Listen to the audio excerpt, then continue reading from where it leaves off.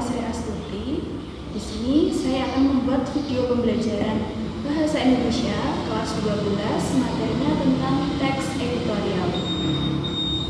Nah, diharapkan setelah mendengarkan penjelasan dari saya, kalian bisa mengidentifikasi isi teks editorial dan membedakan antara fakta dan opini. Yang pertama, pengertian teks editorial. Nah, sebelum kalian mendengarkan penjelasan dari saya apa itu teks editorial, saya ingin mereview sedikit tentang materi teks eksposisi yang sudah pernah kalian dapatkan waktu kelas 10. Karena teks editorial ini merupakan salah satu contoh dari teks eksposisi.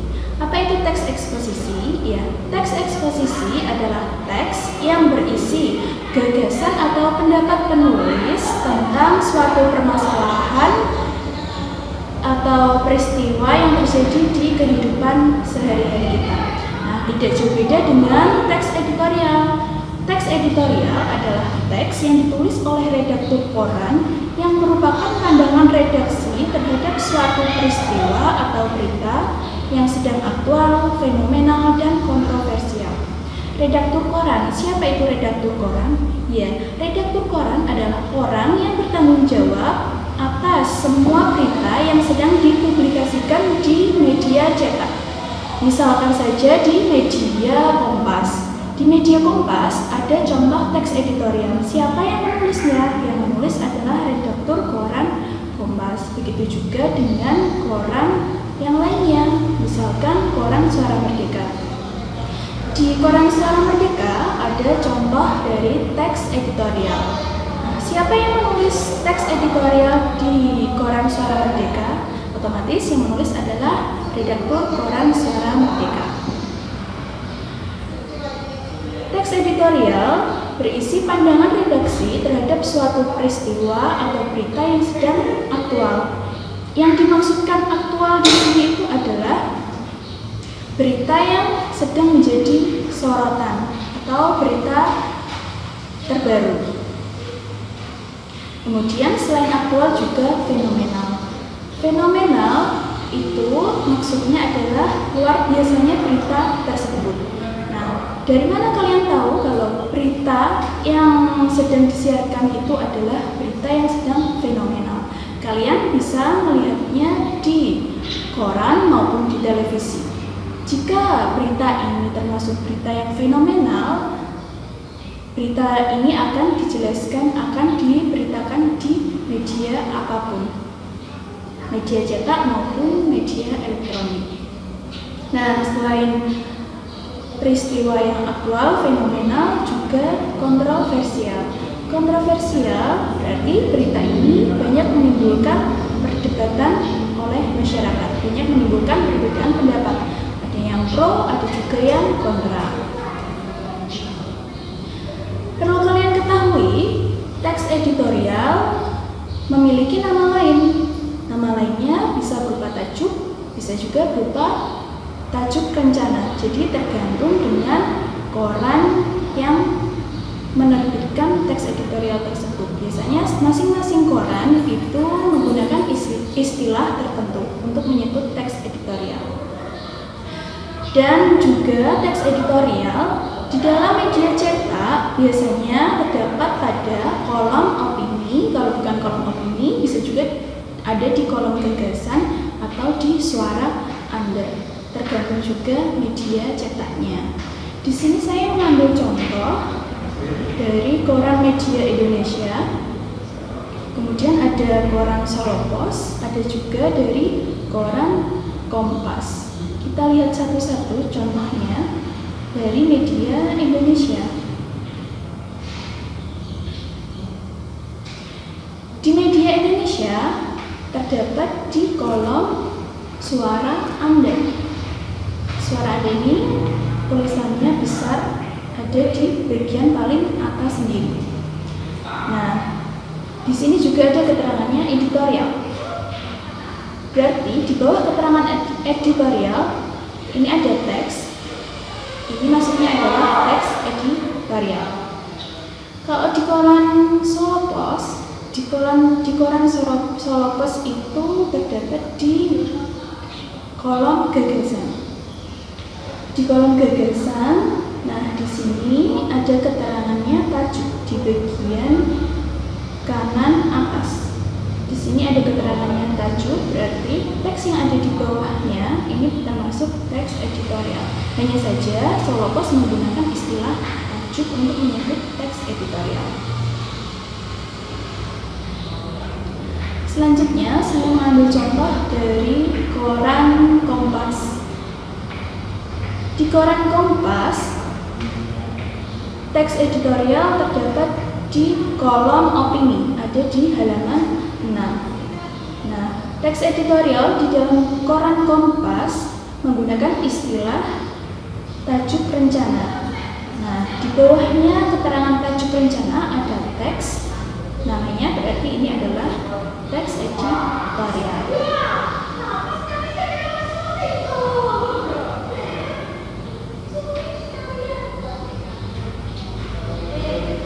Kalau misalkan kalian ingin tahu contoh realnya, kalau misalkan kalian kesulitan mencari media cetak koran, kalian bisa buka buku paket halaman 87 sampai dengan halaman 88. Di sana sudah ada contoh teks editorial yang judulnya tentang kado terindah tahun 2014 dari Pertamina. Tadi sudah saya jelaskan kalau teks editorial adalah salah satu contoh dari teks eksposisi. Oleh karena itu, teks editorial dari segi isinya bersifat ekspositoris, mengandung 3 hal. Ada tesis, argumen, dan penegasan ulang atau rekomendasi. Untuk tesis itu biasanya ada di awal teks, paragraf awal. Tesis biasanya berisi tentang pernyataan umum atau penjelasan umum tentang berita yang diangkat atau gagasan yang diangkat tadi. Kemudian ada argumen. Argumen letaknya setelah tesis, biasanya ada di paragraf kedua dan selanjutnya. Nah, argumen berisi tentang bukti atau pendapat untuk memperkuat tesis. Bukti ini bisa berupa fakta atau bisa berupa opini. Kemudian yang terakhir ada penegasan ulang.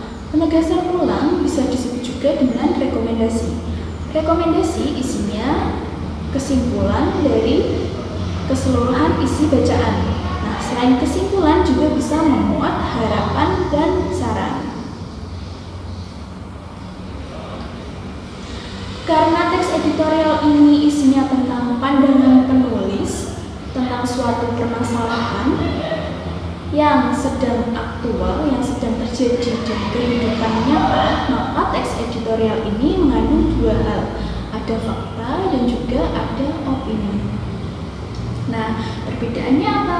Fakta dan opini. Di sini kalian bisa lihat di PowerPoint saya. Sudah saya jelaskan perbedaan antara fakta dan opini. Fakta adalah kejadian yang benar-benar terjadi, apa adanya, tidak dibuat-buat, sesuai dengan kenyataan dan dapat dibuktikan kebenarannya. Jadi fakta itu adalah kejadian yang benar-benar terjadi, bisa dibuktikan kebenarannya. Kemudian opini. Opini ini kebalikannya dengan fakta. Opini adalah pendapat seseorang, masih serba kemungkinan dan belum tentu terjadi. Biasanya opini ditandai dengan kata jika, menurut, sangat, tidak mungkin, kira-kira, seharusnya, kemungkinan, dan lain sebagainya.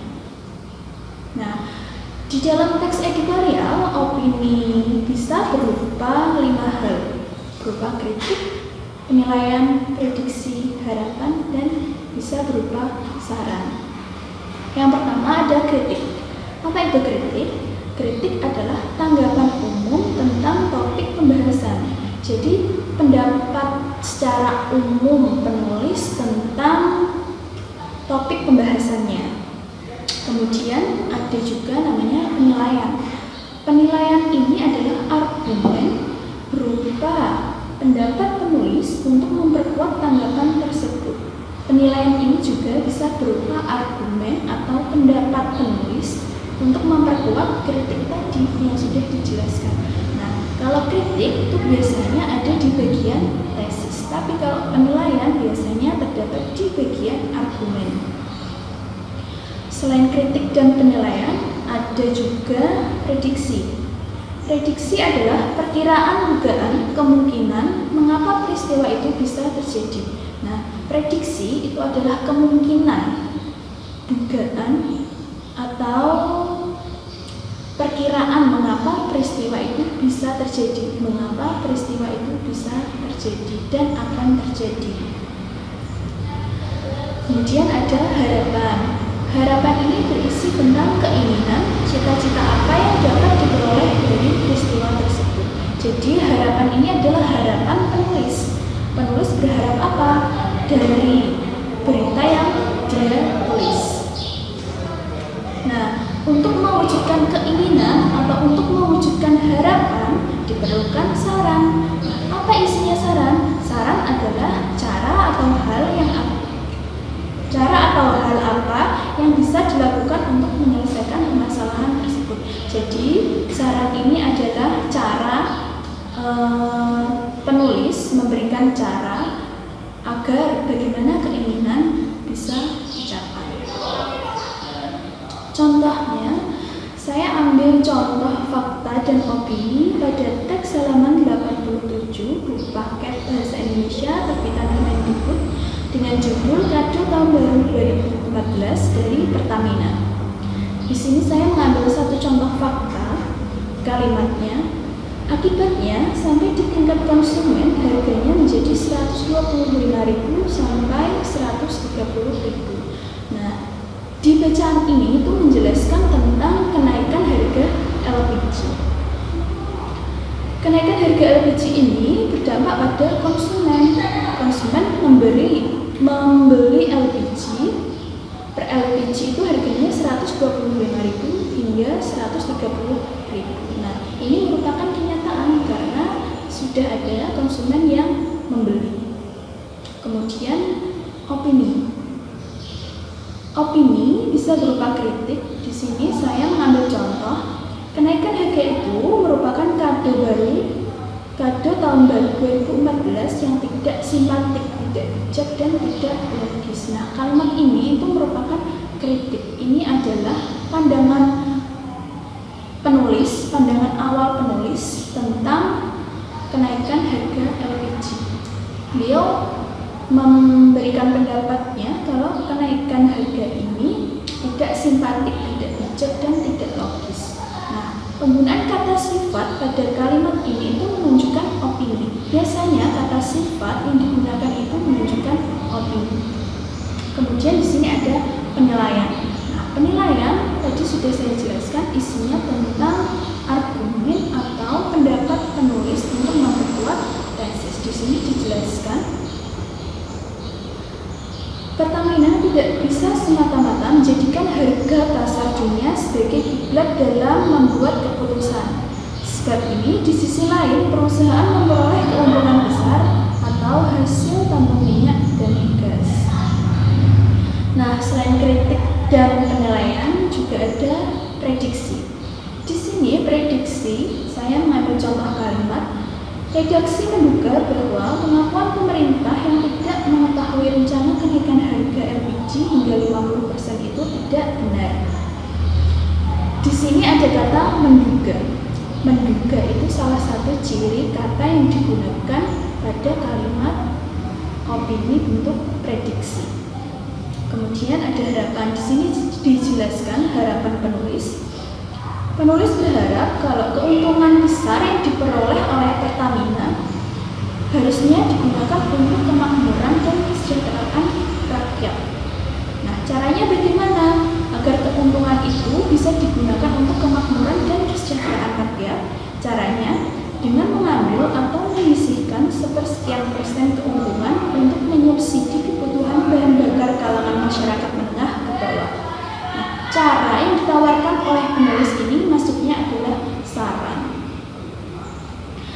Seperti tadi yang bisa saya jelaskan tentang mengidentifikasi isi teks editorial dan cara membedakan fakta serta opini. Nah, dari penjelasan yang saya sampaikan tadi dapat disimpulkan bahwa teks editorial merupakan salah satu contoh dari teks eksposisi. Teks editorial adalah teks yang ditulis oleh redaktur koran berisi peristiwa aktual, fenomenal, dan kontroversial. Nah, selain itu juga di dalam teks editorial mengandung fakta serta opini. Bedanya kalau fakta itu adalah kejadian yang benar-benar terjadi sesuai dengan kenyataan dan dapat dibuktikan kebenarannya. Sedangkan opini adalah gagasan atau pendapat seseorang yang belum tentu terjadi, masih berupa kemungkinan. Di dalam teks editorial, opini bisa mengandung 5 hal, bisa berupa kritik, penilaian, kemudian prediksi, saran, dan harapan. Sekian dari saya, semoga bermanfaat. Wassalamualaikum warahmatullahi wabarakatuh.